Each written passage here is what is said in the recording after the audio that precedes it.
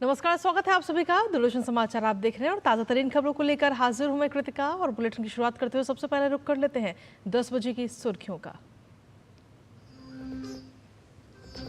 प्रधानमंत्री नरेंद्र मोदी आज महाराष्ट्र को 11,200 करोड़ रुपए से ज्यादा की विकास परियोजनाओं की देंगे सौगात। वीडियो कॉन्फ्रेंस के जरिए पुणे मेट्रो के एक खंड का भी करेंगे उद्घाटन।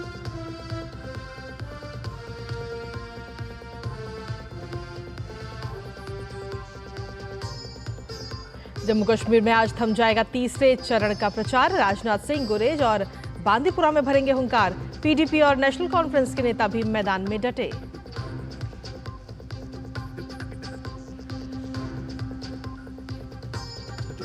हरियाणा में चुनावी संग्राम जारी। अमित शाह 3 विधानसभा क्षेत्रों में करेंगे जनसभाएं। वहीं कांग्रेस की कुमारी शैलजा अपने प्रत्याशियों के समर्थन में करेंगी प्रचार।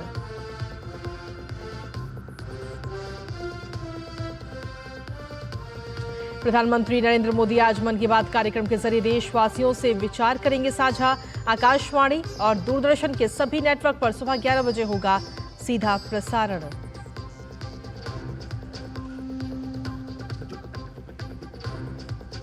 तमिलनाडु में आज मुख्यमंत्री स्टालिन के बेटे उदयनिधि स्टालिन उप मुख्यमंत्री पद की लेंगे शपथ।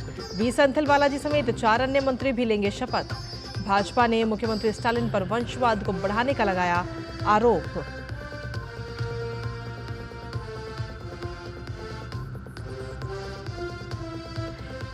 विदेश मंत्री डॉक्टर एस जयशंकर की संयुक्त राष्ट्र में पाकिस्तान को खरी खरी। कहा, भारत और पाकिस्तान के बीच केवल पीओके ही मुद्दा।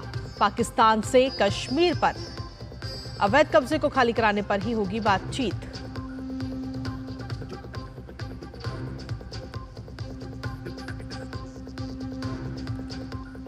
अंतर्राष्ट्रीय खबरों में इजराइल के प्रधानमंत्री बेंजामिन नेतन्याहू ने कहा, हमारे लक्ष्य को हासिल करने के लिए नसरुल्लाह का खात्मा था जरूरी। हिजबुल्लाह नेता के मार गिराने को बताया ऐतिहासिक मोड़। ईरान ने संयुक्त राष्ट्र सुरक्षा परिषद की बुलाई बैठक।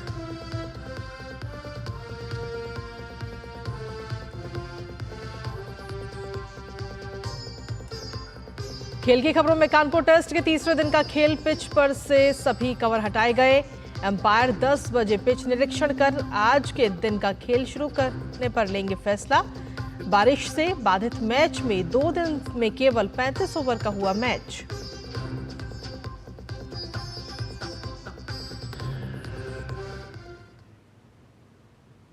तो ये थी 10 बजे की सुर्खियां और उसके बाद अब खबरों में विस्तार से बात करेंगे, जहां प्रधानमंत्री नरेंद्र मोदी आज वीडियो कॉन्फ्रेंसिंग के जरिए महाराष्ट्र में 11,200 करोड़ रुपए से ज्यादा की लागत वाली विभिन्न परियोजनाओं का शिलान्यास व उद्घाटन करेंगे। प्रधानमंत्री जिला न्यायालय से स्वारगेट तक के पुणे मेट्रो खंड का उद्घाटन करेंगे, जो पुणे मेट्रो रेल परियोजना के सफल संपन्न होने का प्रतीक होगा। इस भूमिगत खंड की लागत लगभग 1,810 करोड़ रुपए है। इसके साथ ही प्रधानमंत्री पुणे मेट्रो फेज 1 के स्वारगेट से कटराज एक्सटेंशन की आधारशिला भी रखेंगे। इस पर करीब 2,955 करोड़ रुपए की लागत आएगी। लगभग 5.46 किलोमीटर का ये दक्षिणी भाग मार्केट यार्ड, पद्मावती और कटराज नामक 3 स्टेशनों के साथ पूरी तरह से भूमिगत है। प्रधानमंत्री भारत सरकार के राष्ट्रीय औद्योगिक गलियारा विकास कार्यक्रम के तहत 7,855 एकड़ क्षेत्र को कवर करने वाली एक परिवर्तनकारी परियोजना बिडकिन औद्योगिक क्षेत्र को राष्ट्र को समर्पित करेंगे। केंद्र सरकार ने 6,400 करोड़ रुपए से ज्यादा की कुल परियोजना लागत के साथ 3 चरणों में विकास के लिए इस परियोजना को मंजूरी दी है। इसके अलावा प्रधानमंत्री सोलापुर हवाई अड्डे और अन्य महत्वपूर्ण परियोजनाओं का भी आज उद्घाटन करेंगे। तो वीडियो कॉन्फ्रेंसिंग के जरिए प्रधानमंत्री इस कार्यक्रम में हिस्सा लेते हुए आज नजर आएंगे। इससे कहीं ना कहीं विकास को और रफ्तार मिलती हुई नजर आएगी। कुल मिलाकर देखा जाए तो जिला न्यायालय से स्वारगेट तक के पुणे मेट्रो खंड का उद्घाटन आज प्रधानमंत्री करेंगे, जो कहीं ना कहीं पुणे मेट्रो रेल परियोजना का जो फेज 1 है उसके सफल संपन्न होने का प्रतीक है। इसके साथ ही मेट्रो फेज 1 के स्वारगेट से कटराज एक्सटेंशन की भी आज प्रधानमंत्री आधारशिला रखते हुए नजर आएंगे। वीडियो कॉन्फ्रेंसिंग के जरिए इस कार्यक्रम को वो संबोधित भी करेंगे। तो आपको बता दें कि आज वीडियो कॉन्फ्रेंसिंग के जरिए प्रधानमंत्री महाराष्ट्र में 11,200 करोड़ रुपए से ज्यादा की लागत वाली विभिन्न परियोजनाओं का शिलान्यास व उद्घाटन करते हुए नजर आएंगे। और साथ ही प्रधानमंत्री भारत सरकार के राष्ट्रीय औद्योगिक गलियारा विकास कार्यक्रम के तहत 7,855 एकड़ क्षेत्र को कवर करने वाली एक परिवर्तनकारी परियोजना बिडकिन औद्योगिक क्षेत्र को भी राष्ट्र को आज समर्पित करेंगे। तो काफ़ी खास ये कार्यक्रम रहेगा और सीधे तौर पर जो महाराष्ट्र के लोग हैं उनके लिए ये बड़ा तोहफा। केंद्र सरकार ने आपको बता दें कि 6,400 करोड़ रुपए से ज़्यादा की कुल परियोजनाओं की लागत के साथ 3 चरणों में विकास के लिए इस परियोजना को मंजूरी दी है। इसके साथ ही आपको ये भी बता दें कि आज के कार्यक्रम में प्रधानमंत्री सोलापुर हवाई अड्डे और इसके साथ ही और भी कई सारी महत्वपूर्ण परियोजनाओं का भी उद्घाटन करते हुए प्रधानमंत्री नजर आएंगे। लगभग 12:30 बजे का ये कार्यक्रम रहेगा और प्रधानमंत्री वीडियो कॉन्फ्रेंसिंग के माध्यम से इस कार्यक्रम में जुड़ेंगे। तो महाराष्ट्र में कुल मिलाकर देखा जाए तो 11,200 करोड़ रुपए से ज्यादा की लागत वाली कई सारी परियोजनाओं का शिलान्यास व उद्घाटन आज प्रधानमंत्री करते हुए नजर आएंगे। वीडियो कॉन्फ्रेंसिंग के जरिए प्रधानमंत्री इस कार्यक्रम में जुड़ेंगे और खासतौर पर जिला न्यायालय से लेकर के स्वारगेट तक के पुणे मेट्रो खंड का उद्घाटन प्रधानमंत्री करेंगे। और इसके साथ ही भूमिगत खंड की लागत लगभग 1,810 करोड़ रुपए है। और वहीं पुणे मेट्रो फेज 1 के स्वारगेट से लेकर कटराज एक्सटेंशन की भी आज प्रधानमंत्री आधारशिला रखेंगे, जिसकी लागत है लगभग 2,955 करोड़ रुपए। और इसकी अगर हम बात करें तो लगभग 5.46 किलोमीटर का ये दक्षिणी भाग जो है वो मार्केट यार्ड, पद्मावती और कटराज नाम के 3 स्टेशनों के साथ पूरी तरीके से भूमिगत रहेगा, जिसका आज आधारशिला प्रधानमंत्री रखते हुए नजर आएंगे। तो आज कई सारी परियोजनाओं की सौगात जो है आज महाराष्ट्र के लोगों को मिलने जा रही है।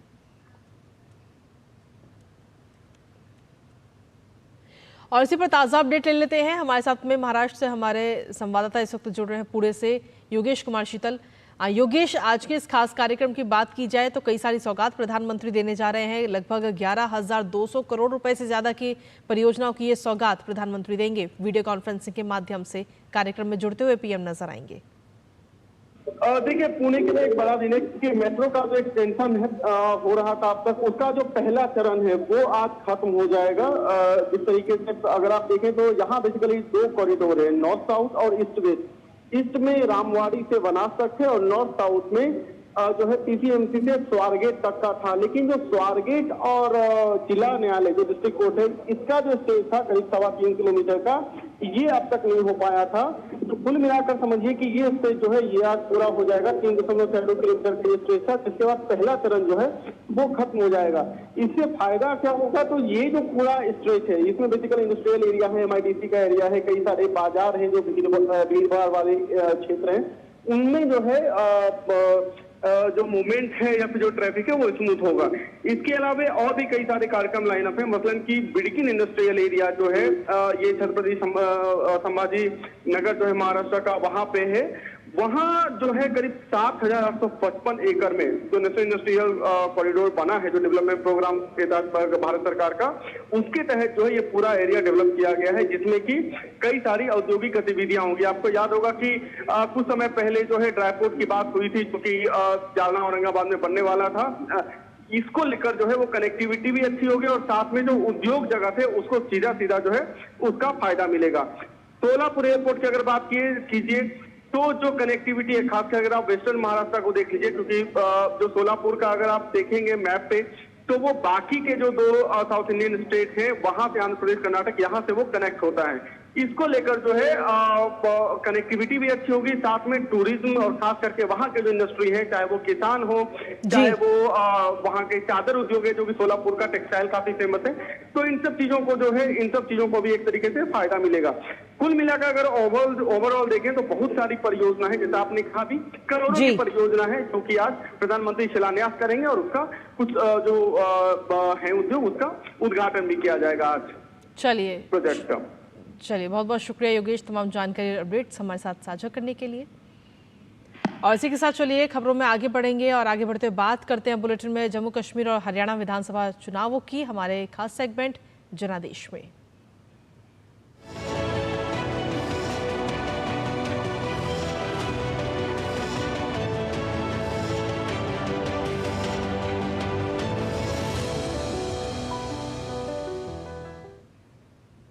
तो जम्मू कश्मीर में विधानसभा चुनाव के तीसरे और अंतिम चरण के लिए चुनाव प्रचार जो है वो आज थम जाएगा। Bhajpa, Congress, national conference, PDP समेत सभी दलों ने चुनाव प्रचार में अपनी ताकत झोंक दी है। तीसरे चरण में 1 अक्टूबर को 40 सीटों पर मतदान होना है और इसमें अधिकतर सीटें जम्मू संभाग की हैं। अकेले जम्मू जिले में 11, सांबा में 3, कठुआ में 5 और उधमपुर में 4 सीटें हैं। आपको बता दें कि वोटिंग के बाद में चुनाव के बाद मतगणना 8 अक्टूबर को होनी है, जिसका हम सभी को बेसब्री से इंतजार है। वहीं जम्मू कश्मीर में विधानसभा चुनाव के तीसरे चरण के लिए आज प्रचार का अंतिम दिन है और इस क्रम में भाजपा के दिग्गज नेता प्रचार के लिए मैदान में उतरे हैं। रक्षा मंत्री और भारतीय जनता पार्टी के वरिष्ठ नेता राजनाथ सिंह जम्मू कश्मीर के गुरेज विधानसभा क्षेत्र में आज जनसभा करेंगे। वहीं राजनाथ सिंह गुरेज से भाजपा उम्मीदवार फकीर मोहम्मद खान के लिए प्रचार करेंगे। राजनाथ सिंह गुरेज के जेवर स्टेडियम में रैली को संबोधित करेंगे और पार्टी के पक्ष में वोट डालने की अपील जनता से करेंगे।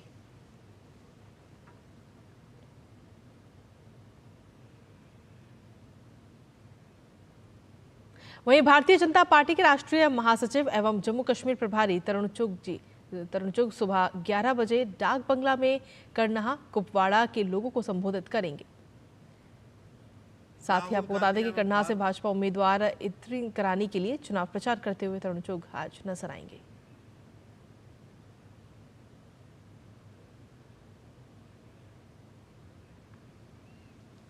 उत्तरी कश्मीर के बांदीपोरा विधानसभा क्षेत्र में 1 अक्टूबर को तीसरे चरण के मतदान को लेकर राजनीतिक माहौल उत्साह से भरा हुआ है।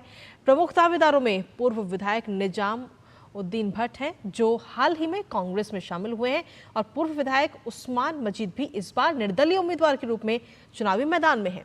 गौरतलब है कि नेशनल कॉन्फ्रेंस कांग्रेस गठबंधन में सीट बंटवारे के तहत बांदीपोरा सीट से कांग्रेस चुनाव लड़ रही है और डीडी न्यूज की संवाददाता ने बात की है इन उम्मीदवारों से। आइए आपको सुनाते हैं। कौन कौन से ऐसे मुद्दे हैं या बातें आपको लग रहा है कि लोग इस बार आपको? I just have one issue, that is development. Nothing more than that. Development is my slogan, and I have given this slogan right from 1996 when I fought the first election. Since then, I'm on my agenda. Others have changed their roadmap. Time to time, they have changed their goalposts. They are talking about non-issues, which I am not talking. Development is my only slogan. इस बार आपका independent लड़ने की वजह? This is not my first independent. It's my fifth election as independent. I want to remain man of my own ideology and own. So many candidates are there. How do you see political fight this time? I don't think so. I cannot see them. People, I'm getting a lot of response from the public. I'm sure they will vote for me. कोई पिछले 3-4 सालों में किस तरह का बदलाव, इस बार के चुनाव जो किस तरह से अलग है? You can see there were always threat when we used to go for the campaign. Now there is no threat. People are campaigning freely, and during the nights we are campaigning. As far as security scenario is concerned, it's much better. लोगों के मन में development का issue है? Yes, certainly they are asking for Pani Bijli Sadak. They are not asking me what do you want to do with the Kashmir or what's the future of Kashmir. They asked me, they told me, they are always telling me. You have seen what they said, that we want electricity, we want water, we want roads, we want hospital, we want good schools. This is what we have to do together to change the lifestyle of the people. वहीं चुनावी परिदृश्य को नया आकार मिल रहा है। चुनावी रणनीति बदली है और कई नए प्रत्याशी पुराने दिग्गजों को चुनौती इस बार दे रहे हैं। हमारी संवाददाता ने बात की है भाजपा उम्मीदवार नसीम लोन से, आपको सुनाते हैं। बांदीपुरा से बीजेपी के कैंडिडेट नसीर लोन हमारे साथ हैं। आप बताइए नसीर जी कि किन मुद्दों को लेकर आप लोगों के बीच में जा रहे हैं, कैसा आपको लग रहा है कि किस वजह से लोग आपको वोट देंगे? लोगों के लिए हमने बहुत कुछ किया। पहले यहाँ पर दफा 370 जो हटा, उसके बाद यहाँ पर किसी की डेथ नहीं हो गई, हमने वो कंट्रोल किया सारा कुछ। दूसरा, फ्री राशन हमने दिया, गोल्डन कार्ड दिए, 5 मरले लैंड दिए, जो भी मोदी जी ने जो भी स्कीम्स दी वो हमने लोगों तक पहुंचाए। हमारे पास है कुछ जो हम बेचेंगे लोगों के पास। इनके पास क्या है? इनके पास सिर्फ यही है, हम किस तरीके से यहाँ पे कश्मीर को लोहाना करें। बहुत सारे कैंडिडेट्स हैं चुनावी मैदान में इस बार, तो कहाँ बीजेपी की स्थिति आप कहाँ? बहुत कैंडिडेट्स हैं इस मैदान में। क्या क्या लोगों को वही धोखा दिया कि हमारे पास ये है कि लोग धोखे में आके उनको वोट दें। मगर अब क्या, भारतीय जनता पार्टी के एक उसूल है, हमारा कवल है, बस यही कवल है। हम जो बोलते हैं वो डंके की चोट पे बोलते हैं। भारतीय जनता पार्टी अब लोगों में दिन ब दिन दिलों में जा रही है। जैसे जमात के लोग भी हैं, हुर्रियत से भी लोग हैं जो अब चुनाव लड़ रहे हैं। इससे पहले बोलते थे कि जो वोट डालेगा उसको हम वही मारे खत्म करेंगे, तो आज वही वोट मांग रहे हो लोगों के पास। आज आप क्यों जा रहे हो डोर टू डोर वोट मांगने के लिए? वो पहले कहते हमको आप काफिर हो, आज हम काफिर नहीं है। इस मैदान में सब आ गए, तभी तो सब इस मैदान में आ गए जब नरेंद्र मोदी जी ने इधर हालात सुधारे।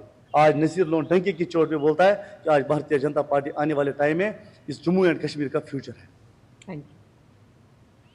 और खबरों का सिलसिला डीडी न्यूज पर यूं ही लगातार चले, लेकिन वक्त एक छोटे से ब्रेक का कहीं मत जाएगा, क्योंकि ब्रेक के उस पर आपको दिखाएंगे हरियाणा और जम्मू कश्मीर के विधानसभा चुनाव से जुड़ी तमाम और खबरें। एक छोटा सा ब्रेक। MDH का किचन किंग किचन में हो तो हम सब कुछ बना सकते हैं। बैंगन का भरता, आलू गोभी, भिंडी मसाला और भी बहुत कुछ। MDH। ये विशाल है ना, इसका सब प्रॉपर चलता है। कल उसके बैंक अकाउंट में 15,000 रुपए का फ्रॉड हुआ है, पता है? इसको तो कोई टेंशन ही नहीं होती है, देखना। टेंशन क्यों? मेरी कोई गलती नहीं थी। फिर भी फ्रॉड होने पर मैंने तुरंत बैंक को इन्फॉर्म कर दिया। RBI कहता है अगर आपके अकाउंट से किसी ने धोखे से पैसे निकाले हैं तो बैंक को जल्द से जल्द इन्फॉर्म कीजिए। 3 दिन के अंदर इन्फॉर्म किया तो कोई नुकसान नहीं होगा, जितना लेट करोगे उतना ज्यादा नुकसान। और सुन, सब चलता नहीं है, प्रॉपर चलाना पड़ता है। RBI कहता है जानकार बनिए, सतर्क रहिए। बेटियां घर की रौनक हैं, बेटियां घर संवारती हैं, बेटियां पीढ़ियां सजाती हैं, बेटियां घर की बुनियाद कहलाती हैं। बेटियों को सलाम करता है मोंगिया स्टील, स्टील का बादशाह। पॉलिसी बाजा करा जिदुशा होके नो हिताकुशी। समझ में आया? मैंने कितनी बार हिंदी में समझाया कि पॉलिसी बाजार से कंपेयर करके कार इंश्योरेंस पे 8,000 रुपए तक बचा सकते हो, पर कुछ लोगों को अभी तक समझ नहीं आया, तो मैंने सोचा जापानी में समझा देता हूँ। सायोनारा। सारी छुर्रियां भर देती हैं, दीवार हमवार कर देती हैं। तो पुट्टी भर ले, हाँ पुट्टी भर ले। वंडर वॉल पुट्टी दे एक परफेक्ट फिनिश। और ब्रेक के बाद एक बार फिर से स्वागत आप सभी का। खबरों में आगे बढ़ते हुए बात करेंगे जम्मू कश्मीर विधानसभा चुनाव से जुड़ी खबरों की। दरअसल आपको बता दें कि जम्मू कश्मीर विधानसभा चुनाव के तीसरे और अंतिम चरण के तहत 40 विधानसभा सीटों पर वोटिंग होनी है, जिसमें से 26 सीटें जम्मू और 14 सीटें कश्मीर रीजन की है। लेकिन असली लड़ाई जम्मू के हिंदू बेल्ट की सीटों पर मानी जा रही है। आपको बता दें कि जम्मू में मौजूद हमारे सहयोगी अमरेंद्र गुप्ता ने लोकतांत्रिक व्यवस्था को सशक्त करने में अपने दायित्वों का निर्वहन कर रहे कुछ युवा मतदाताओं से खास बातचीत की है। आइए आपको दिखाते हैं ये खास बातचीत।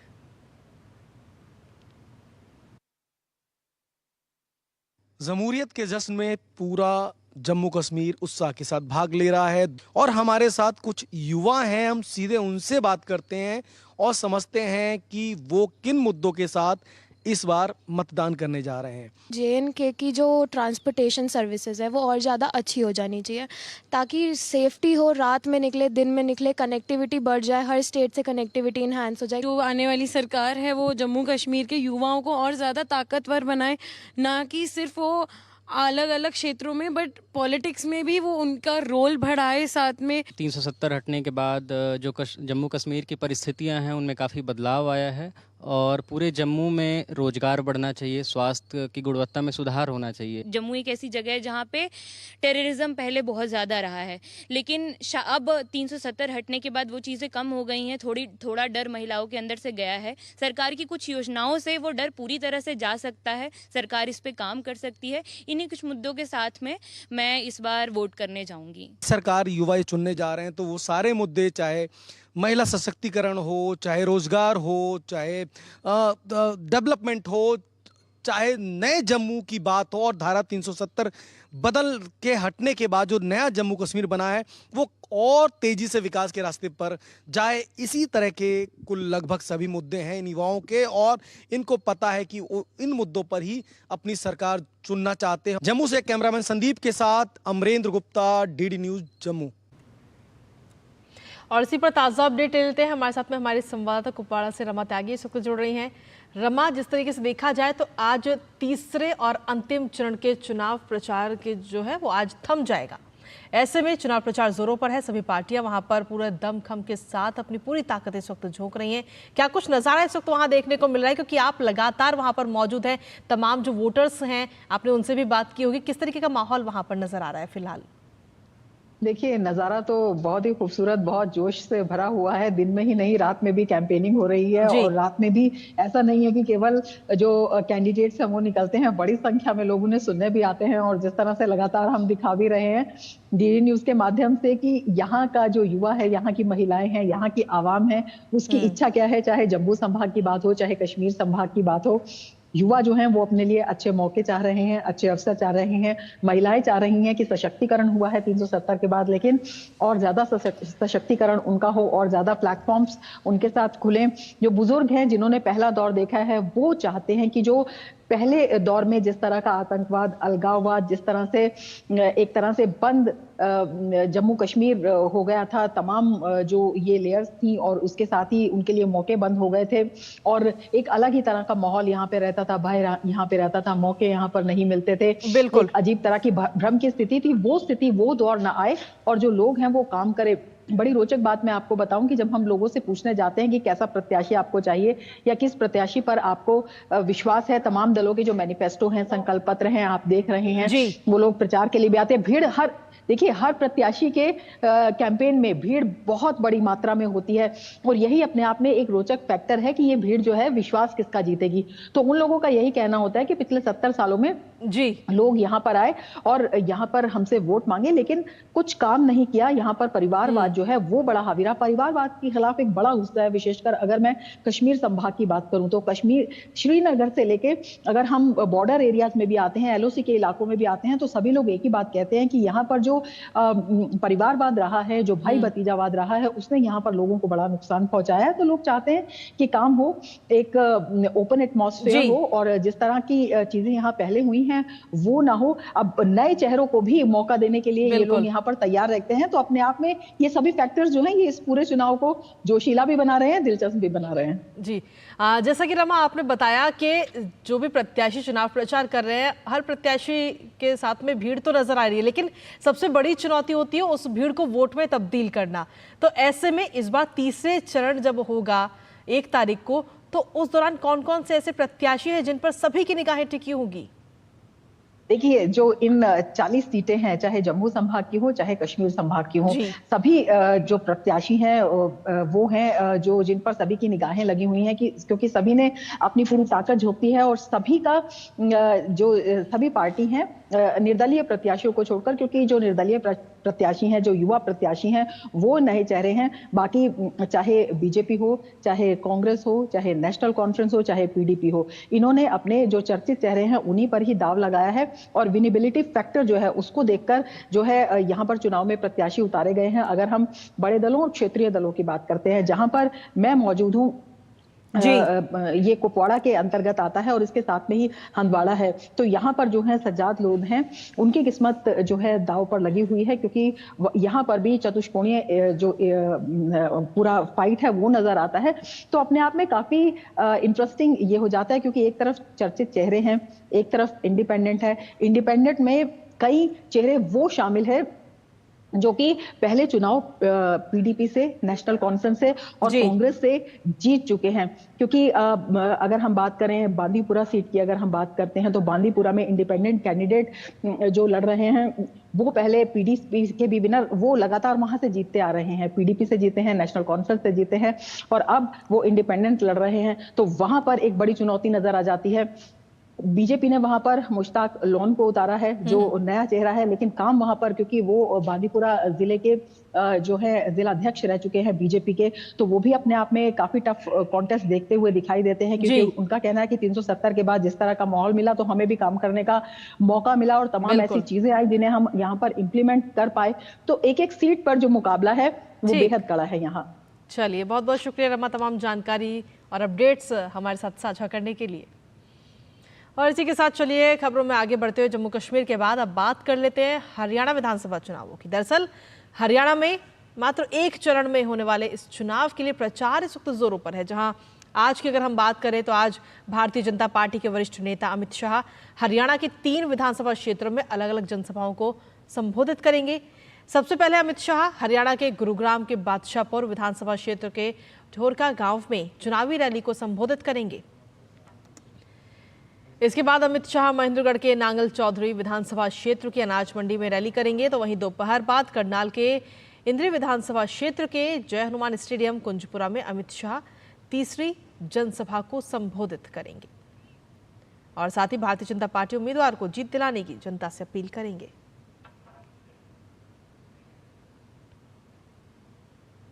वहीं हरियाणा में कांग्रेस पार्टी भी इस वक्त एड़ी चोटी का जोर लगा रही है। पार्टी नेता कुमारी शैलजा विभिन्न विधानसभा क्षेत्रों में अपने पार्टी के प्रत्याशियों के समर्थन में आयोजित जनसभाओं में शामिल होंगी। कांग्रेस पार्टी के विभिन्न प्रत्याशी आज कालका, साढौरा, जगाधरी, अंबाला छावनी और पंचकुला में चुनाव प्रचार करते हुए नजर आएंगे और कांग्रेस के पक्ष में माहौल बनाएंगे। और इसी पर ताजा अपडेट ले लेते हैं। इस वक्त गुरुग्राम से हमारे संवाददाता नीरज सिंह इस वक्त जुड़ रहे हैं। नीरज, अगर बात की जाए तो लगातार चुनाव प्रचार किया जा रहा है। 5 तारीख को एक ही चरण में मतदान होना है और ऐसे में अगर हम आज की बात करें तो आज भी कई जगहों पर चुनाव प्रचार हो रहा है और भारतीय जनता पार्टी और कांग्रेस के बड़े बड़े जो नेता है, दिग्गज नेता, वो आज चुनाव प्रचार करते हुए नजर आएंगे। ठीक है, बिल्कुल, क्योंकि आप देखें कांग्रेस पार्टी हो या भारतीय जनता पार्टी लगातार कोशिशें कर रही है कि हरियाणा के जो रन है उसको जीता जाए और पूरी ताकत प्रचार अभियान में लगाई जा रही है। आप देखें कि आज अमित शाह 3 जगह खुद हरियाणा में पहुंच रहे हैं। इससे पहले भी कई सारी रैलियों को उन्होंने संबोधित किया है। कांग्रेस की तरफ से कुमारी शैलजा ने भी अपने अभियान में तेजी लाई है और आप देखें कल भी उन्होंने कई सारे जो विधानसभा क्षेत्र है वहां पर चुनावी सभाएं करेंगी। आज भी वो कई सारे विधानसभा क्षेत्रों में जाएंगे और ये विधानसभा क्षेत्र खासतौर से वो इलाके हैं जहां पर उनके समर्थक कह सकते हैं या उनके पसंदीदा उम्मीदवार है वो चुनावी मैदान में, चाहे अंबाला की बात करें या हम पंचकुला की बात करें। दूसरी आप देखें कि प्रधानमंत्री लगातार यहाँ पर कैंपेन कर रहे हैं। 1 तारीख को पलवल में भी प्रधानमंत्री एक बड़ी चुनावी सभा है उसको संबोधित करेंगे। इससे पहले आपने देखा कि हिसार में भी प्रधानमंत्री आए थे, गोहाना में प्रधानमंत्री पहुंचे थे। तो पूरी कोशिश यही की जा रही है कि ज्यादा से ज्यादा मतदाता है उनको अपनी तरफ किया जाए और यही कारण है कि जैसे जैसे नजदीक स्थिति आ रही है मतदान चुनाव के प्रावधान भी काफी तेज हो गया है और दीपेंद्र हुड्डा भी लगातार कैंपेन कर रहे हैं। दीपेंद्र हुड्डा लगातार कैंपेन कर रहे हैं। आम आदमी पार्टी के कई सारे वोट जो है वो के अंदर कर रहे हैं और मकसद यही है कि ज्यादा से ज्यादा को अपनी तरफ किया जा सके। जी नीरज, क्योंकि आप लगातार ग्राउंड जीरो पर मौजूद है, तमाम वोटर्स से भी आपकी बातचीत हुई होगी, तो आपसे जानना चाहेंगे कि हरियाणा विधानसभा चुनाव के बीच में अगर हम बात करें मुद्दों की तो विकास तो सबसे बड़ा मुद्दा है ही, लेकिन क्या विकास के अलावा जमीनी स्तर पर और भी कोई अन्य मुद्दा आपको नजर आता है? देखिए कई सारे मुद्दे हैं। आप अलग अलग क्षेत्रों को देखें, जैसे भिवानी और इसके आसपास देखें तो पानी की जो समस्या है वो भी एक बड़ा मुद्दा है और प्रधानमंत्री ने अपनी रैली में एक बात का जिक्र भी किया था कि विभिन्न इलाकों में पानी की समस्या है, वहां पर तेजी के साथ भारतीय जनता पार्टी की सरकार अगर तीसरी बार बनेगी तो उस पर काम करेगी। रोजगार भी एक इशू है और कई सारे जो जगह है जब हमने अलग अलग जिलों में जाकर बात की तो वो रोजगार को लेकर बात कर रहे थे, रोजगार की ज्यादा से ज्यादा साधन होने चाहिए।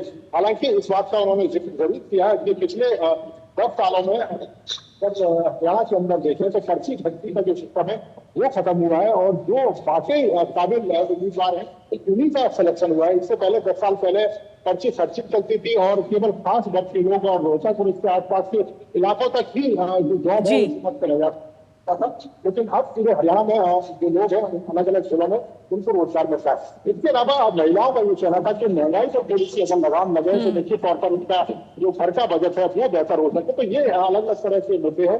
एमएसपी का मुद्दा था लेकिन भारतीय जनता पार्टी ने 24 फसलों पर एमएसपी का वायदा करके और 24 फसलों पर जो फसल है एमएसपी को खरीदने की बात कहते किसानों को एक बड़ी राहत दी है। 500 रुपए गैस सिलेंडर की भी भारतीय जनता पार्टी बात कर रही है कि जो गृहिणी है वो 500 रुपए में गैस सिलेंडर दिया जाएगा। तो ये जो मुद्दे हैं जो अलग अलग क्षेत्रों में इस समय विधानसभा चुनाव में सुनाई दे रहे हैं। चलिए, फिलहाल बहुत बहुत शुक्रिया नीरज, तमाम जानकारी और अपडेट्स हमारे साथ साझा करने के लिए। और इसी बीच फिलहाल इस बुलेटिन में रुकेंगे एक छोटे से ब्रेक के लिए। आप बने रहिए हमारे साथ। अब आया असली स्वाद। अब आया स्वाद। जब स्वाद के पड़े हो लाले तो MDH का चंकी चाट मसाला डालें। MDH का चंकी चाट मसाला। बात जब पीढ़ियों के लिए बनने वाले घर की हो तो जिम्मेदारी बड़ी हो जाती है। गैलेंट समझता है ये जिम्मेदारी। अब डबल एम रिब्स के साथ गैलेंट एडवांस TMT रीबार, निर्माण का रियल हीरो। सो सिगोरो the automobile the Policybazaar व अहेरो मच दिनेरो। समझ में आया? मैंने कितनी बार हिंदी में समझाया कि पॉलिसी बाजार से कंपेयर करके कार इंश्योरेंस पे 8,000 रुपए तक बचा सकते हो, पर कुछ लोगों को अभी तक समझ नहीं आया, तो मैंने सोचा स्पेनिश में समझा दूं। Adios amigos. बेटियां घर की रौनक हैं। बेटियां घर संवारती हैं। बेटियां पीढ़ियां सजाती हैं। बेटियां घर की बुनियाद कहलाती हैं। बेटियों को सलाम करता है मोंगिया स्टील, स्टील का बादशाह। MDH की देगी मिर्च, देगी मिर्च का तड़का, अंग अंग फड़का। MDH की देगी मिर्च। और ब्रेक के बाद एक बार फिर से स्वागत है आप सभी का। खबरों में अब आगे बढ़ेंगे। प्रधानमंत्री नरेंद्र मोदी अब से कुछ ही देर बाद यानी लगभग 11 बजे आकाशवाणी पर मन की बात कार्यक्रम में देशवासियों के साथ अपने विचार साझा करेंगे। ये मन की बात कार्यक्रम की 114वीं कड़ी होगी। पीएम मोदी की तीसरी बार प्रधानमंत्री पद संभालने के बाद ये मन की बात का चौथा कार्यक्रम होगा। ये कार्यक्रम आकाशवाणी और दूरदर्शन के सभी नेटवर्क, आकाशवाणी समाचार वेबसाइट और news on air mobile app पर भी प्रसारित किया जाएगा।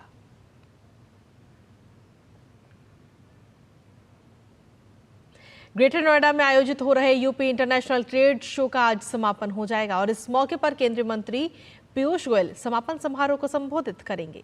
इससे पहले 25 सितंबर को India expo centre and mart greater Noida में इंटरनेशनल ट्रेड शो का शुभारंभ हुआ था। इंटरनेशनल ट्रेड शो में प्रदेश के सभी 75 GI टैग वाले उत्पाद अपनी दमदार उपस्थिति दर्ज कराई। इन उत्पादों में 58 हस्तशिल्प और 17 कृषि एवं खाद्य उत्पाद शामिल हैं। इसमें काशी के समृद्ध हैंडीक्राफ्ट की विरासत और हस्तशिल्पियों के हुनर वाले 23 GI टैग वाले उत्पादों ने भी इस बार खूब सुर्खियां बटोरी।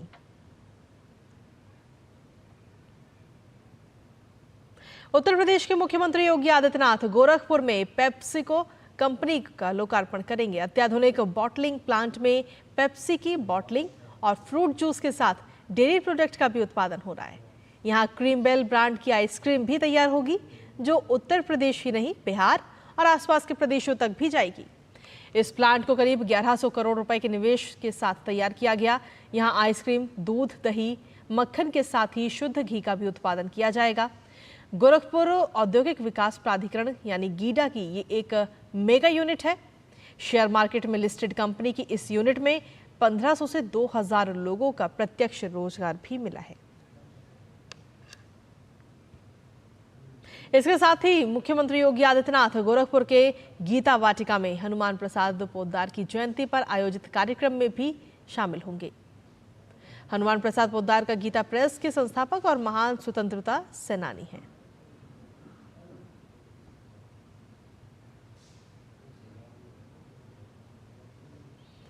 वहीं महोबा के रेलवे ट्रैक पर पत्थर रखकर ट्रेन डिरेल करने की साजिश की गई।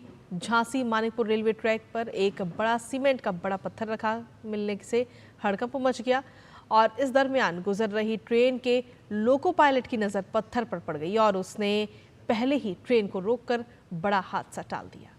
लोको पायलट ने उच्च अधिकारियों को सूचना दी, जिस पर स्थानीय पुलिस और RPF ने मौके पर पहुंचकर पत्थर को हटाया और आरोपी को भी गिरफ्तार कर लिया है। फिलहाल पुलिस इस पूरे मामले की जांच में जुटी है।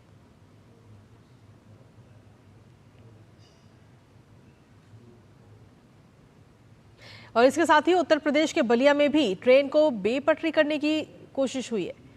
बकुलहा मांझी स्टेशन के बीच ट्रैक पर रखे पत्थर को देखकर लोको पायलट ने इमरजेंसी ब्रेक लगाया।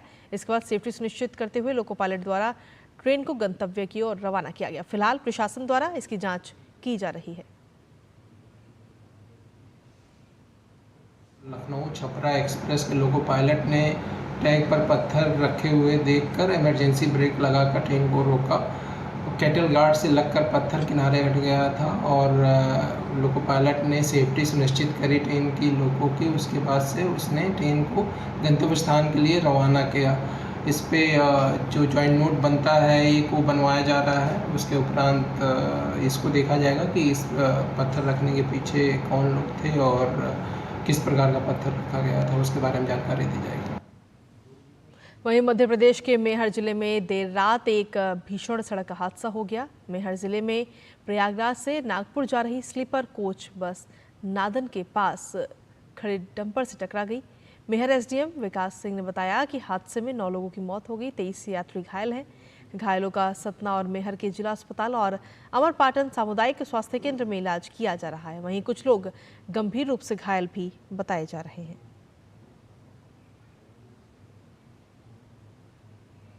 डंपर खड़ा था सड़क के किनारे, उससे टक्कर हो गई जिसमें 9 लोगों की मृत्यु हो गई है। 6 लोगों की स्पॉट पे ही डेथ हो गई थी। 3 लोगों को यहाँ हॉस्पिटल से सतना रेफ़र किया गया था, तो 3 लोगों की सतना में डेथ हो गई है। तो इस प्रकार कुल मृतकों की संख्या अभी तक 9 है। बाकी 23 लोग घायल हैं जो सतना, अमरपाटन और मैहर में जिनका इलाज चल रहा है और अभी स्थिति स्टेबल है। वहीं गुजरात के द्वारका जिले के पादर में कल देर शाम हुए सड़क हादसे में एक ही परिवार के 5 लोग समेत 7 लोगों की मौत हो गई। मृतकों में 2 बच्चे भी शामिल हैं। इस हादसे में 15 लोग घायल हो गए हैं, जिन्हें खंबालिया के हॉस्पिटल में भर्ती कराया गया, जहां उनका इलाज चल रहा है। दरअसल किसी पशु के सड़क पर अचानक आने से बस चालक स्टीयरिंग से संतुलन खो बैठा और डिवाइडर पार करते हुए सामने से आ रहे 3 वाहनों को अपनी चपेट में ले लिया। इस हादसे में बस के साथ 2 कार और 1 बाइक की भी टक्कर हुई। घायलों को द्वारका सिविल अस्पताल में भर्ती कराया गया, जहां उनका इलाज चल रहा है। खंबालिया नेशनल हाईवे पे एक भयंकर एक्सीडेंट हुआ होटल फार्म के सामने। जैसे हमारी टीम वगैरह पहुंची वहाँ, तो लेकिन वहाँ सिविल प्रशासन ही पहुंच गया था और एसडीआरएफ ने, फायर ब्रिगेड ने तब तक उनको कुछ घायलों को रेस्क्यू कर लिया था। फिर हमने वगैरह सर्च वगैरह किया, सामने द्वारा गाड़ी को चेक वगैरह किया, तो मतलब जो भी घायल थे उसमें अभी जानकारी मिल रही है कि मृत्यु की जो 7-8 लोगों की मृत्यु हो गई है। बाकी इंजर्ड थे उनको रेफर कर दिया द्वारका हॉस्पिटल में। और चलिए बुलेटिन में आगे बढ़ते हैं। तमिलनाडु के युवा मामले व खेल मंत्री उदयनिधि स्टालिन आज शाम राज्य के उप मुख्यमंत्री के रूप में शपथ लेंगे। राजभवन में आयोजित समारोह में राज्यपाल RN रवि शाम 3:30 बजे उदयनिधि स्टालिन को मुख्यमंत्री पद की शपथ दिलाएंगे। सेंथिल बालाजी भी दूसरी बार राज्य मंत्री के रूप में शपथ लेंगे। डॉक्टर गोवी चेजियान, R राजेंद्रन और SM नासर को कैबिनेट में शामिल किया जाएगा। ये दूसरी बार है जब राज्य सरकार में कोई उप मुख्यमंत्री होगा। इससे पहले वर्तमान मुख्यमंत्री MK स्टालिन ने 2009 में उप मुख्यमंत्री पद की शपथ ली थी और उस दौरान उनके पिता मुख्यमंत्री थे।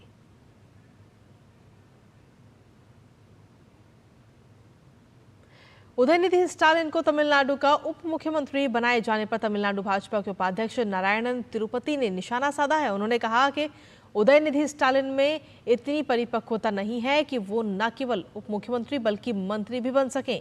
आपको बता दें कि तमिलनाडु के मुख्यमंत्री MK स्टालिन के बेटे उदयनिधि स्टालिन को मंत्री से पदोन्नत कर राज्य का उप मुख्यमंत्री बनाया जा रहा है। Mr. Udayanidhi Stalin has got no maturity to become a deputy chief minister. Not only the deputy chief minister, he is not matured enough to become a minister also. A person becoming a minister, degrading, demeaning, saying that eradicating Sanatana Dharma, and he don't apologize for that, how can he become a deputy chief minister? वहीं उदयनिधि स्टालिन को तमिलनाडु का deputy CM बनाए जाने पर Bharatiya Janata party के नेता और पूर्व राज्यपाल तमिलिसाई सुंदरराजन ने निशाना साधा। उन्होंने कहा कि उदयनिधि को उप मुख्यमंत्री बनाया जाना एक तरह से तमिलनाडु में लोकतंत्र को दरकिनार कर वंशवाद को बढ़ावा देने जैसा है, जो लोकतंत्र और सरकार दोनों के लिए अच्छा नहीं है। They were priming the mind of the people, Tamil Nadu people and the alliance partners. They celebrated the anniversary of the DMK and they controlled and compelled their leaders to tell about that Udayanidhi should become the deputy chief minister. I am asking whether it is democracy or dynasty. Democracy means father chief minister, son deputy chief minister. What happened to the senior ministers? Before Udayanidhi was born, so many ministers, so many leaders were involved in the growth of the party. So only they could celebrate the 75th year of their party. But what happened to them? Poor Minister Ponmudi, brother Ponmudi, has been depromoted, and 3 of the ministers have been removed. वहीं तमिलनाडु के मंत्री और द्रमुक नेता उदयनिधि स्टालिन को उप मुख्यमंत्री नियुक्त किए जाने पर भारतीय जनता पार्टी के राष्ट्रीय प्रवक्ता प्रदीप भंडारी ने कहा कि स्टालिन वंशवाद को बढ़ावा दे रहे हैं। Mr. Stalin will promote and make his son Udayanidhi Stalin the deputy chief minister. There is no merit in it except he being the chief minister's son. Similarly, Sonia Gandhi will promote her son Rahul Gandhi. All of them are only and only focused on parivarik interest, not the interest of the country. This is why they were rejected as an alliance, an India alliance, because the youth of India is watching it and watching it very, very carefully. On one hand, the Prime Minister of this country spoke on the Red Fort, gave a clarion call that 1,000 youngsters without any experience or family background in politics should enter politics to serve the country. On the other hand, you have India Alliance, which is only and only focusing on looting. और DD news पर खबरों का सिलसिला यूं ही लगातार जारी है, लेकिन इसी बीच वक्त एक छोटे से ब्रेक का है। आप बने रहिए हमारे साथ और देखते रहिए डीडी न्यूज़। आपके घर के खाने में रेस्टोरेंट जैसा स्वाद ले आए MDH का शाही पनीर मसाला। पनीर को क्या मस्त बना डाला। बेटियां घर की रौनक हैं। बेटियां घर संवारती हैं। बेटियां पीढ़ियां सजाती हैं। बेटियां घर की बुनियाद कहलाती हैं। बेटियों को सलाम करता है मोंगिया स्टील, स्टील का बादशाह। और ब्रेक के बाद एक बार फिर से स्वागत आप सभी का। खबरों में बढ़ेंगे आगे। विदेश मंत्री एस जयशंकर ने संयुक्त राष्ट्र महासभा के 79वें सत्र को संबोधित करते हुए पाकिस्तान की जमकर लताड़ लगाई है। उन्होंने कहा कि पड़ोसी मुल्क के साथ केवल एक ही मुद्दा सुलझाया जाना है और वो है पाकिस्तान द्वारा अवैध रूप से कब्जाए गए भारतीय क्षेत्र को खाली कराने का मामला।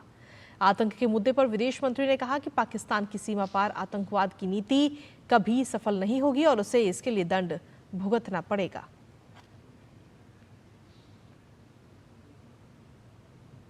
विदेश मंत्री डॉक्टर एस जयशंकर ने मैक्सिको की विदेश मंत्री एलिसिया बार्सेना के साथ मुलाकात की। दोनों देशों के बीच बातचीत के दौरान द्विपक्षीय संबंधों को मजबूत करने और मैत्रीपूर्ण संबंधों को विस्तार देने पर भी जोर दिया गया। तो मैक्सिको के विदेश मंत्री के साथ ये मुलाकात रही और इस मुलाकात में दोनों देशों के जो आपसी संबंध हैं उनको और आगे आने वाले समय मजबूत करने पर जोर दिया गया।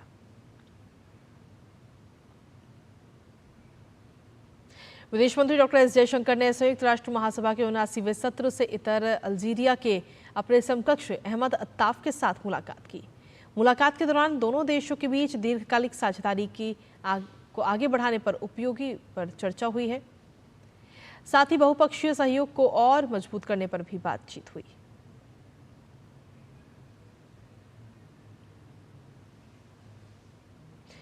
वर्ल्ड फूड इंडिया 2024 में भारत को बड़ी सफलता हासिल हुई है।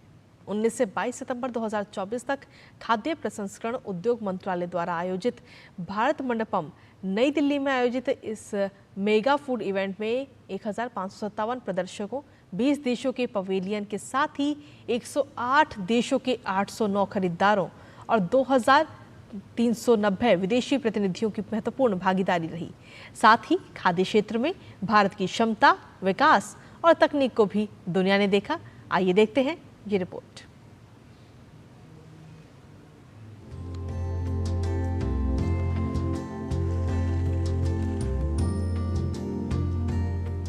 उन्नीस से 22 सितंबर 2024 तक नई दिल्ली के भारत मंडपम में आयोजित तीसरे mega food event world food India का उद्घाटन केंद्रीय मंत्री प्रहलाद जोशी, चिराग पासवान, रवनीत सिंह बिट्टू ने संयुक्त रूप से की। कार्यक्रम में PLI, SFPI और PMKSY योजनाओं के तहत 67 स्थानों पर कुल 5,135 करोड़ रुपए के निवेश के साथ खाद्य प्रसंस्करण इकाइयों का भी उद्घाटन किया गया। PMFAME योजना के तहत 2,351 करोड़ रुपए की सूक्ष्म परियोजनाओं के लिए 25,000 लाभार्थियों को ऋण से जुड़ी सहायता प्रदान की गई और PMFME योजना के तहत 70,000 SHG सदस्यों को 245 करोड़ रुपए की सीड कैपिटल मंजूर की गई। देश की अर्थव्यवस्था को और मजबूती देने में फूड प्रोसेसिंग इंडस्ट्री का एक महत्वपूर्ण योगदान रहा है और आने वाले दिनों में इसको और कैसे बढ़ाया जा सके उस क्षेत्र में, उस दिशा में हम लोग मिलकर कार्य कर रहे हैं। मेगा फूड इवेंट को भारत सरकार के 9 मंत्रालयों और विभागों के साथ ही 8 संबद्ध निकायों और 26 राज्यों द्वारा समर्थित किया गया था। इस कार्यक्रम में 1557 प्रदर्शकों, 20 देश मंडपों और 108 देशों के 809 खरीदारों और 2390 विदेशी प्रतिनिधियों की उल्लेखनीय भागीदारी रही। ये जो सेक्टर है, दिस इज सनराइज सेक्टर, इसकी बहुत इम्पोर्टेंस है। हमारे पास करीबन 2014 से 7 बिलियन का फॉरेन डायरेक्ट इन्वेस्टमेंट आया है और ये सेक्टर एम्प्लॉयमेंट की नजरिए से भी बहुत इम्पोर्टेंट है। कार्यक्रम में भारतीय खाने में कई नवाचार भी देखने को मिले, वहीं सात्विक और आयुष आहार में भी लोगों का रुझान देखने को मिला। 4 दिवसीय कार्यक्रम में 40 सत्र शामिल थे, जिसमें विषयगत, राज्य, संबद्ध मंत्रालय और देश एवं संगठन सत्र आयोजित किए गए। कुवैत से लेकर यहाँ पर जापान, USA तक तमाम यहाँ पर डिस्प्ले बनाए गए हैं और यहाँ उन उत्पादों को रखा गया है जो कि इन देशों में प्रमुखता से उपयोग किए जाते हैं और मूल रूप से ये भारतीय उत्पाद है, भारतीय खाद्य पदार्थ है और जो कि अब दुनिया के कोने कोने में पहुंच चुके हैं। भारतीय खाद्य सुरक्षा और मानक प्राधिकरण द्वारा 20 से 21 सितंबर 2024 तक वर्ल्ड फूड इंडिया के साथ मिलकर एक वैश्विक खाद्य नियामक शिखर सम्मेलन 2024 का आयोजन किया गया। इसमें खाद्य सुरक्षा नियामकों और जोखिम मूल्यांकन प्राधिकरणों, अनुसंधान संस्थानों और विश्वविद्यालयों के प्रतिनिधियों सहित 70 से अधिक देशों के प्रतिनिधि शामिल हुए, जिन्होंने नियामक संबंधी प्रमुख मुद्दों पर चर्चा की और रणनीति बनाई। अपीडा का मानना है कि इस टाइप के आयोजन से एक्सपोर्टर्स, निर्यातकों को, जो फार्मर प्रोड्यूसर ऑर्गेनाइजेशंस हैं, फार्मर्स हैं, उनको फ़ायदा मिलता है कि एटलीस्ट वो अपना प्रोडक्ट दिखा पाते हैं इस प्लेटफॉर्म पर। दूसरा, वो सीख पाते हैं दूसरों के प्रोडक्ट को देखकर। कार्यक्रम में स्टार्टअप ग्रैंड चैलेंज आयोजित किया गया। NIFTEM कुंडली के साथ 11 कंपनियों, 3 विकास भागीदारों और संघों के साथ 4 शैक्षणिक और अनुसंधान संगठनों के बीच साझेदारी भी शामिल थी। DD न्यूज के लिए दिल्ली से अजीत द्विवेदी की रिपोर्ट। और इसी के साथ चलिए खबरों में आगे बढ़ेंगे, जहां उत्तराखंड युद्ध स्मारक और भारतीय वायुसेना अक्टूबर से नवंबर तक हिमालयन थंडर यानी वायु वीर विजेता कार रैली करने जा रही है। कठिन और दुर्गम रास्तों पर 52 वायुसेना के वीर सियाचिन से लेकर तवांग की यात्रा करेंगे। आइए आपको दिखाते हैं इसी पर आधारित हमारी संवाददाता नंदिता डागर की ये खास रिपोर्ट। वायुसेना के 52 जाबाज इस साल हिमालय की पर्वतमाला पर कारों में सवार होकर दहाड़ेंगे। उत्तराखंड युद्ध स्मारक के प्रेसिडेंट तरुण विजय ने और वायुसेना ने सियाचिन के पास थॉयस से लेकर अरुणाचल के तवांग तक हिमालयन थंडर कार रैली के लिए हाथ मिलाया है। 7000 किलोमीटर लंबी यह कार रैली युवाओं को वायुसेना में शामिल होने के लिए प्रेरित करेगी और भारत के वीर शहीदों की गाथा का प्रचार प्रसार करेगी। वायुवीर विजेता नामक यह रैली उत्तराखंड युद्ध स्मारक के अध्यक्ष तरुण विजय के दिमाग की उपज है। कार रैली को 1 अक्टूबर को राष्ट्रीय युद्ध स्मारक से दिल्ली से रवाना किया जाएगा। इसे वायुसेना दिवस यानी 8 अक्टूबर को सियाचिन के पास थॉयस एयरबेस से रवाना किया जाएगा, जो समुद्र तल से 3000 मीटर की ऊंचाई पर है। यह रैली बेहद कठिन और दुर्गम इलाकों और मौसम में अपने मार्ग में 16 स्थानों पर रुकेगी। 20 स्थानों पर वायुसेना के नायक स्कूल और कॉलेज के छात्रों से बातचीत करेंगे और उनमें रोमांच की भावना भरेंगे। नई दिल्ली से मैं नंदिता डागर, DD न्यूज के लिए।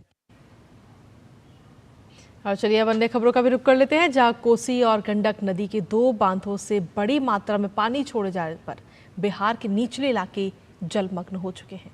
पिछले कुछ दिनों के दौरान नेपाल और उत्तरी बिहार में तेज बारिश हो रही है, जिसके चलते गंडक नदी, कोसी, महानंदा और अन्य सहायक नदियां उफान पर हैं और इसे देखते हुए 13 जिलों में बाढ़ की चेतावनी भी जारी की गई है।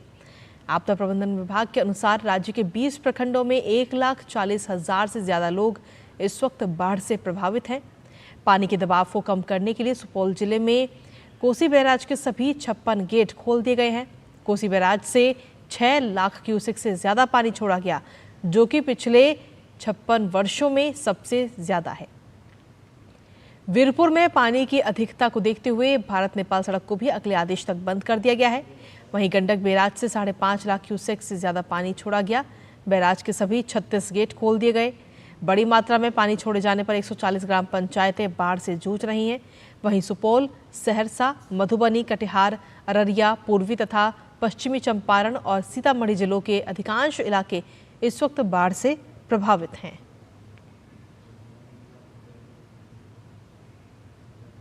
इसके साथ ही नेपाल में लगातार हो रही मूसलाधार बारिश और भूस्खलन के कारण मरने वालों की संख्या बढ़कर 101 हो चुकी है।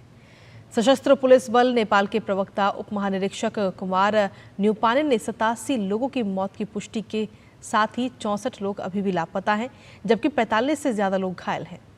बारिश के कारण आई बाढ़ से 195 घर और 8 पुल भी क्षतिग्रस्त हो गए हैं। कोसी से 853, मध्य प्रांत से 56, घाटी से 1500 और बागमती से 494 लोगों को बचाया गया है। नेपाल के कार्यवाहक प्रधानमंत्री प्रकाश मान सिंह ने सभी सरकारी मशीनरी को त्वरित आपदा प्रतिक्रिया जुटाने का निर्देश दिया है। स्थिति पर चर्चा करने के लिए आज दोपहर 1 बजे पीएमओ की तरफ से एक सर्वदलीय बैठक भी बुलाई गई है। नेपाल में पिछले कुछ दिनों से हो रही भारी बरसात के चलते नदियों का जलस्तर खतरे के निशान से ऊपर है। अरुण, दूधकोशी, सुनकोशी, बागमती, नारायणी, तिनो और बाणगंगा और उनकी सहायक नदियां भी इनमें शामिल हैं। नेपाल के बाढ़ग्रस्त इलाकों में राहत एवं बचाव अभियान जारी है। वहीं लोगों को सुरक्षित स्थानों पर स्थानांतरित किया जा रहा है।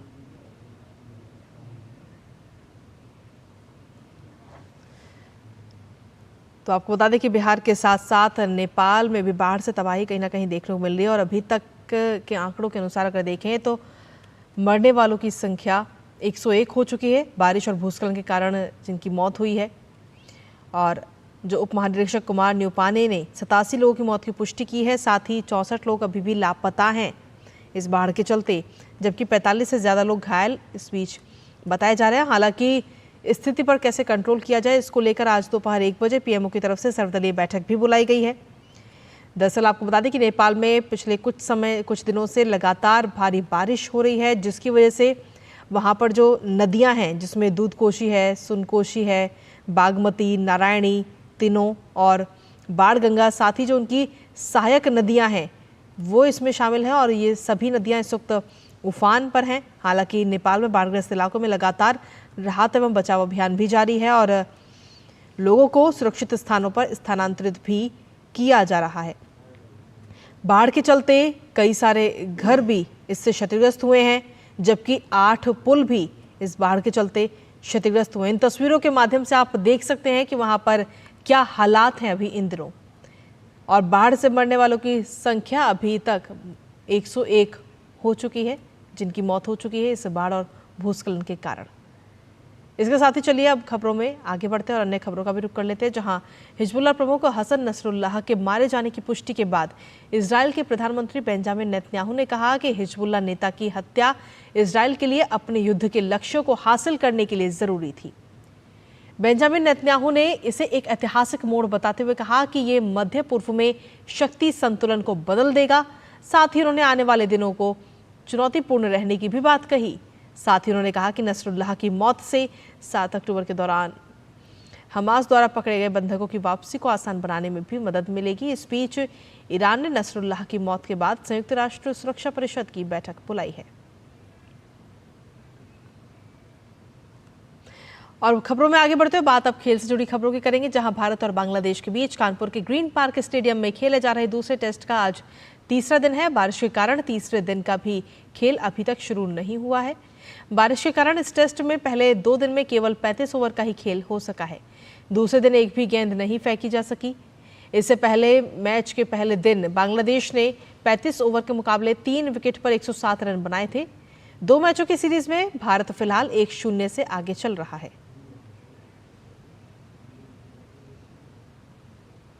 शतरंज ओलंपियाड में भारत की स्वर्णिम सफलता पर विशेष कार्यक्रम शतरंज के महारथी आज आपको दिखाएंगे। आप देख सकते हैं हमारा एक खास कार्यक्रम आज शाम 5 बजे सिर्फ डीडी न्यूज पर।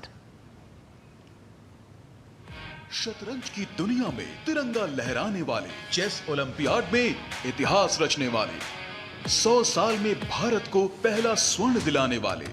होगी मुलाकात उन चैंपियन खिलाड़ियों से, जानिए उनकी कहानी उनकी जुबानी। देखिए शतरंज के महारथी रविवार शाम 5 बजे सिर्फ डीडी न्यूज पर। तो हमारा खास कार्यक्रम जरूर देखिएगा आज शाम 5 बजे और इसी के साथ मुझे इस बुलेटिन के लिए दीजिए अनुमति। नमस्कार।